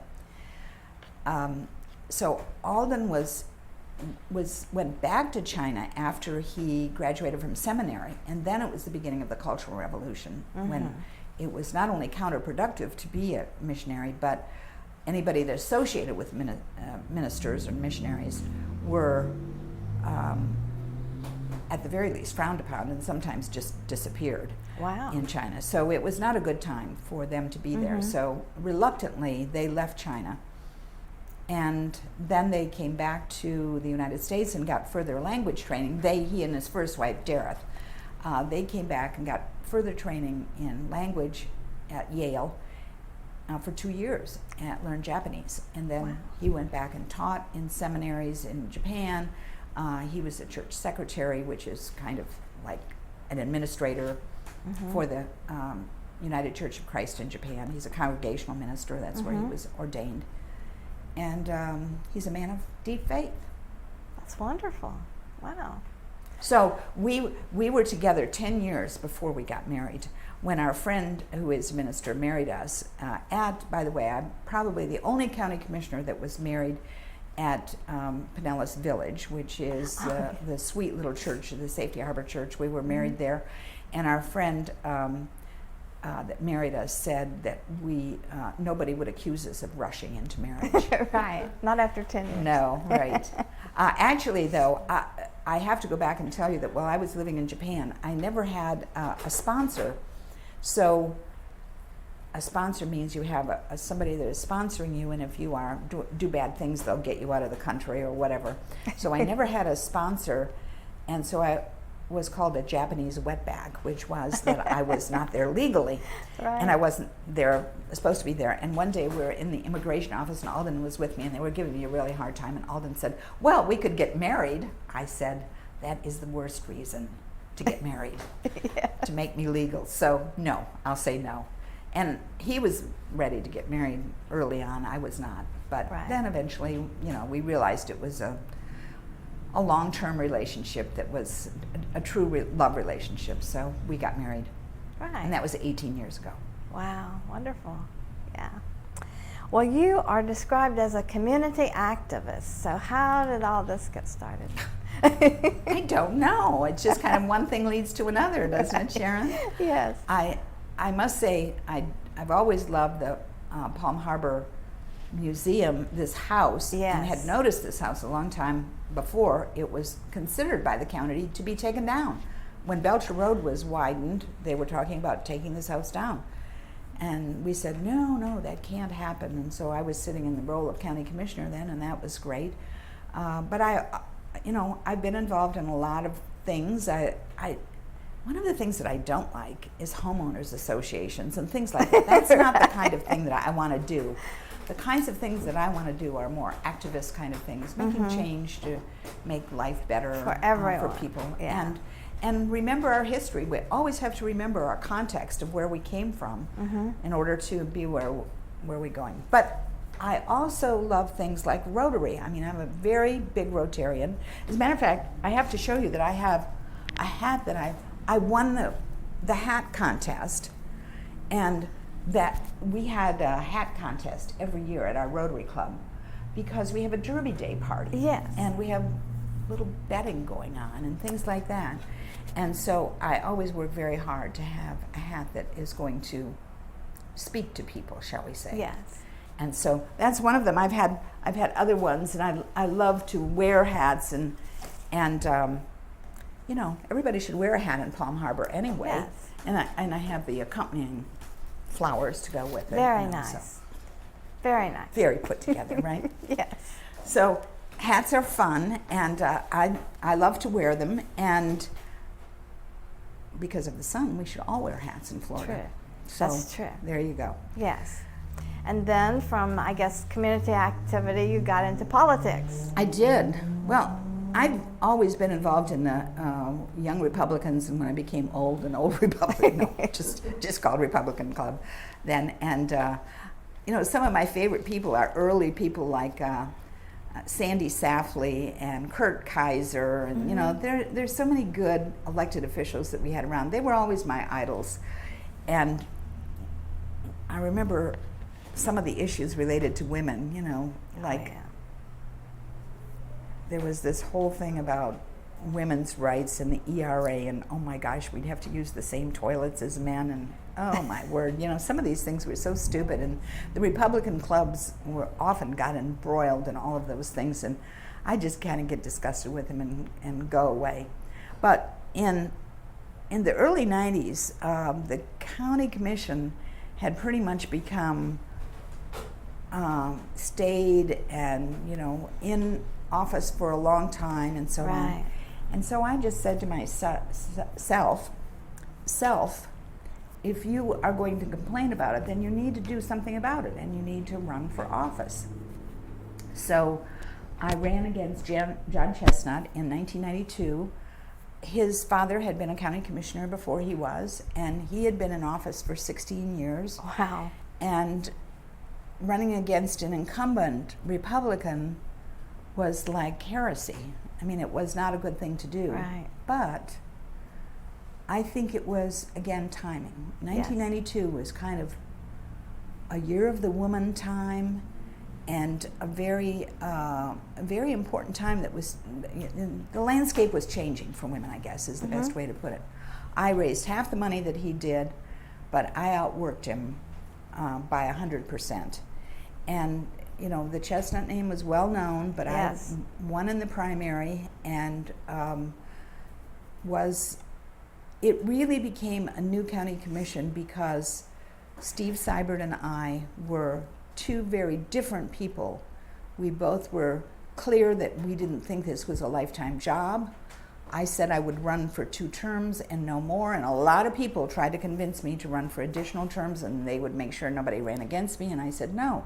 I don't believe that. I don't necessarily believe in term limits, but I think self-imposed term limits are a good thing. Steve actually resigned, Steve Seibert on the commission resigned to be appointed by Governor Jeb Bush for the Director of Community Affairs, and he was a wonderful secretary there. And I felt lucky to have served with him. I'm on the phone with him regularly. We talk about the most recent books we've read and what's the landscape of politics and so on. Right, and nice. I still keep in touch with him. But I do have to tell you one funny story about when I went on the county commission.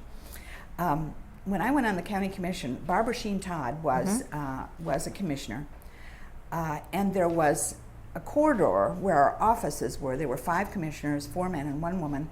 So when I went on, there were 2 women, obviously, and I realized that there was a toilet that said men's room on it and no ladies' room. So the first commission meeting that we had that was long, both Barbara and I had to get up during the evening. It was hours long, and we walked down the corridor and down to the public restroom. Not a problem walking to the public restroom, except the men had their men's room. Right. So Charles Rainey was the chairman of the board. So, and I went in and cased the men's room when the men weren't around, of course, and it was all marble tiled. It had a shower and a urinal and a toilet and a wash basin and the whole thing. And I said, and I went into Chuck's office the next day and I said, Chuck, you know, you could do something that's so easy for me, and that is put a new sign on the door and put a lock on the door. And it could say men's and women's, restrooms, whatever you wanted to say, but put a lock on the door and we could all use it. Mm-hmm. So he kind of looked at me like, oh God, another woman, you know. So, but it happened that day. It all took place. Wow. So the next day I went into his office and I said, Chuck, thank you very much. That was really good. Now could we talk wallpaper? And he looked at me like, you know, of course I was kidding. Right. But he looked at me like, I'm going to kill this woman. And he finally said that. There was another county employee in the office, and he said, watch out, I'm going to kill her before this is all over. But you know, what happened was that because I did that, it broke the ice, because I had unelected one of his best friends. And that was hard for him to deal with. Mm-hmm. And with 2 new people like Steve and I, he knew that the landscape was changing, that the same old days were not like they had been. Right. So there you go. Chuck and I always had a really good, respectful, often on different sides of the coin, but respectful relationship. Good. And it was a good thing. Yes. Very good. So I love being a county commissioner. I mean, you know, if you can make change, that's wonderful. But you know, you can make change outside the commission too, and I want people to know that very often being in elected office is just frustration, because you've got, you know, staff that sometimes stonewalls on things that they don't want to change and want to do differently. They have groups that are forcing them into things that they don't want to do, staff I'm talking about. Or even you as an elected official, you know, very, very threatening. I mean, I've been threatened. I've called the sheriff's office. Wow. While I was in office, and even when I was the League of Women Voters president, because of some stands that we took.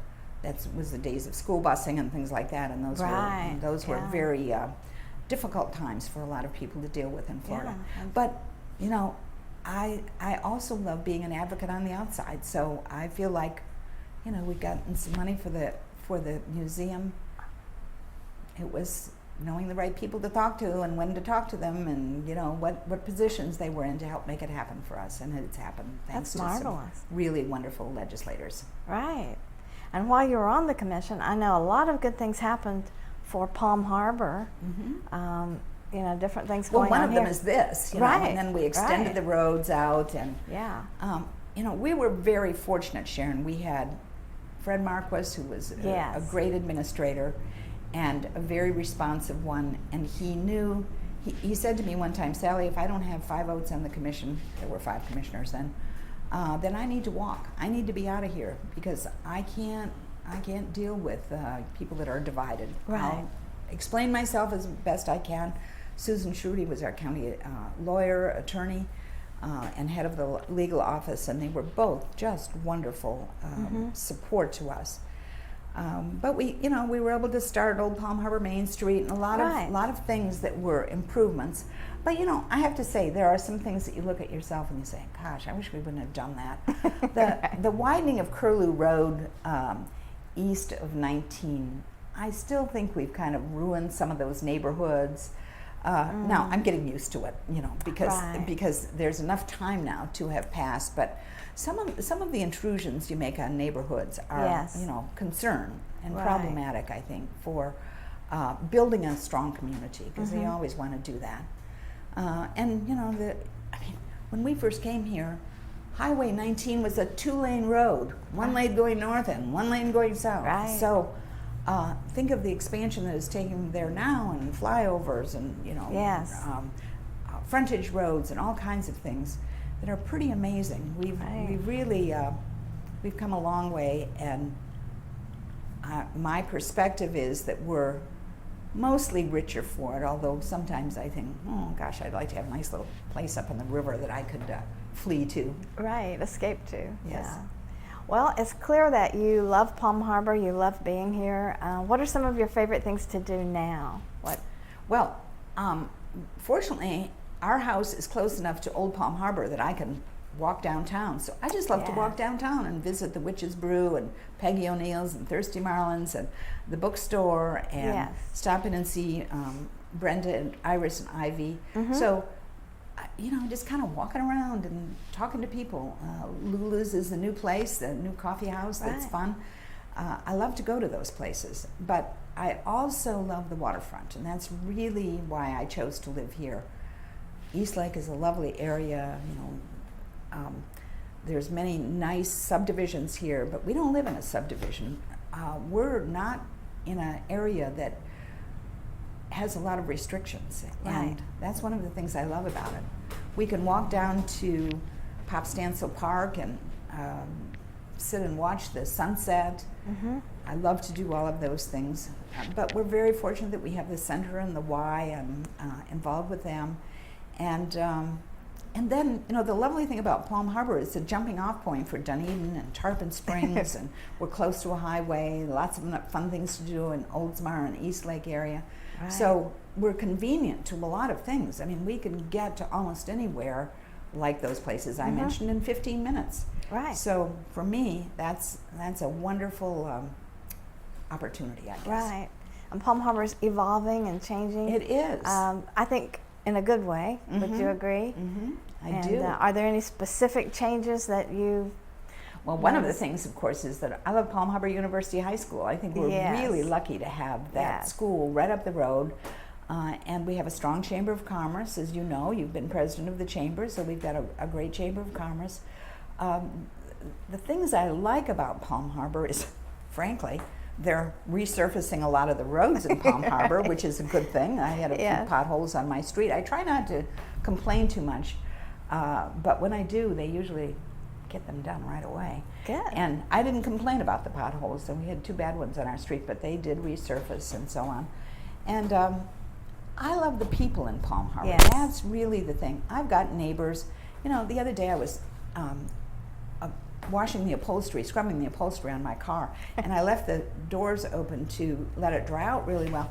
And my neighbor texted me in a couple of hours and said, "Your car doors have been open for 2 hours. I'm worried about you." Well, isn't that great? I mean, I said, "That's wonderful." She said, "Just consider me a nosy neighbor." I said, No, I need a keeper like that reminds me that I left my car doors open. So, those are the kinds of things. I have a neighbor that will do anything for me. He'll come over and, pull weeds or put up a picture or whatever. So I'm very lucky to have people around me like that. It's a good place to be. It is. And I feel very blessed to be here. Right. It's part of the charm of the still small town atmosphere that we have. It is. Yeah. And neighborhoods are a good place to be. Right. Well, Sallie, you've lived a rich and full life in Pinellas County. I'm not dead yet. Not that full, right? Not that full. I got a lot to do yet. Right. What legacy would you like to leave? Oh, I suppose I'd love to leave children and grandchildren, and all of them, by the way, live in Palm Harbor, so that's really nifty. Really? Yeah. So I'd love to leave children and grandchildren with a good history and sense of history of this place. And I'd love to leave Palm Harbor a better place because I lived here. And I think it is. Thank you. Very much. Well, thank you very much. It's been a great interview. I love talking with you. Thank you, Sharon. It was my pleasure.